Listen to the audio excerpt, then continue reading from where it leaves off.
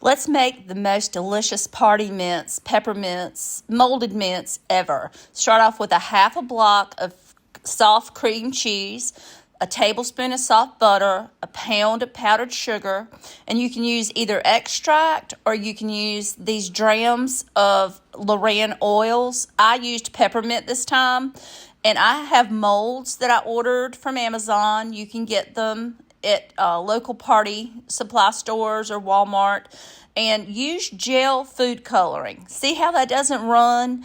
It's very intense and offers really pretty colors, and you don't need much of it. And I also have another bowl of just granulated sugar we're going to dip the mints in and help push them in the molds. It'll make it better. But see, this recipe uses a half a bottle of that peppermint oil. If you need 150 mints or so, use a double recipe. I've creamed 4 ounces of softened cream cheese, a tablespoon of butter, and I'm going to put half of a dram, because I'd already used half of that peppermint oil. That makes the most delicious mints. Then when you get that blended all together, we're using approximately 4 cups, which is equal to 1 pound of powdered sugar. And I just put like 1 cup, and I start it on low, and I work it in. And eventually I add all of the powdered sugar. And it's going to seem very, very, very dry. But if you have to, lock your mixer if it feels like it's going to pop up. But just trust the process. Don't add any more moisture. Keep going, because eventually you're going to get it to where the consistency is just the right amount. You can scrape the sides, scrape the beater a time or two, and turn it over to make sure there's no dry powdered sugar. And at that point, you beat it one more time, and I'll show you what the consistency is that you'll need. The last time you beat it, it will look kind of like Play-Doh. Kind of a very softened form of Play-Doh, but it will stick together and not stick to your hands. Okay, that's what you want. So let's get to making these mints. I took it all out and just kind of rolled it into a log. I'm going to divide it into 3 sections because I'm going to do some white mints with no color. I'm going to do yellow stars, and I'm going to do some green Christmas trees. So I just separated those. Now I'm going to show you 2 different ways to color these. You can put it in the bowl and turn it, or you can kind of slice it and put the color in it, fold it in on itself like that, and fold it over. And when you pinch it, you're not getting any on your hands that way. But if you turn it over, and you can slice it again and add some more color. But then you can also put it in a Ziploc bag if you want to totally avoid it. Or you can use some gloves. So whatever way you're going to work that color into that mint dough, it will work. Just don't squeeze it too much. But you see, I didn't get a thing on my hands, and they're clean.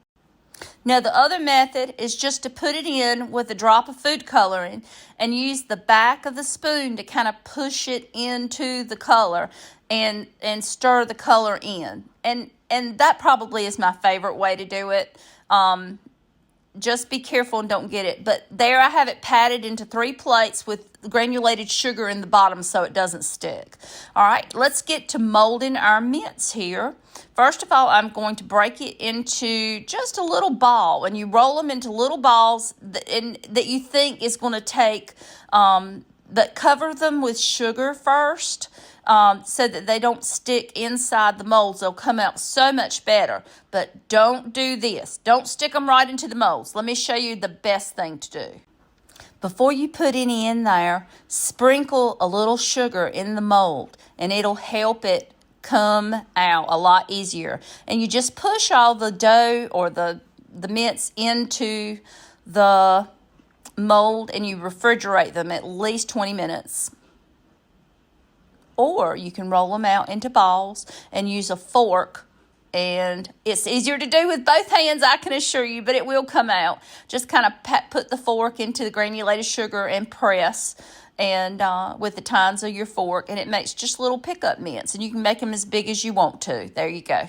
Now here we go. We're going to work on the stars next, and don't forget to put down your layer of sugar. And I pressed it all in there, and if you use too much, just pinch it off. But the extra that I had, I wasn't going to do a second thing of stars. I just had a few extra there. I just made them into little discs.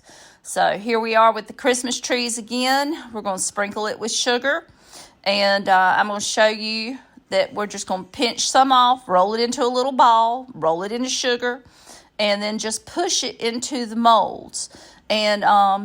And you just push it down in there, and then just pinch off if there's any extra, and just kind of shape it. You see how I'm pushing it to the center to get the shape and to get it smooth. You want to get it flat on the bottom as much as you can. But there we have, that's been in the refrigerator for about 20 minutes. You can pop them in the freezer probably about 5 or 10 at the most. But if it'll come out like that, then you know it's ready. But if you'll use both thumbs and push out from the other side, they'll pop right out. Then you can sprinkle some more sugar, and you can start using them again.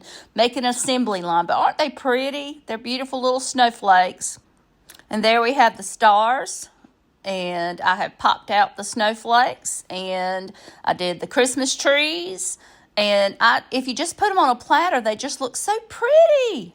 You can make them any color and use any mold. I hope y'all enjoyed this video. Please join my channel, subscribe, and follow me. Thanks, y'all.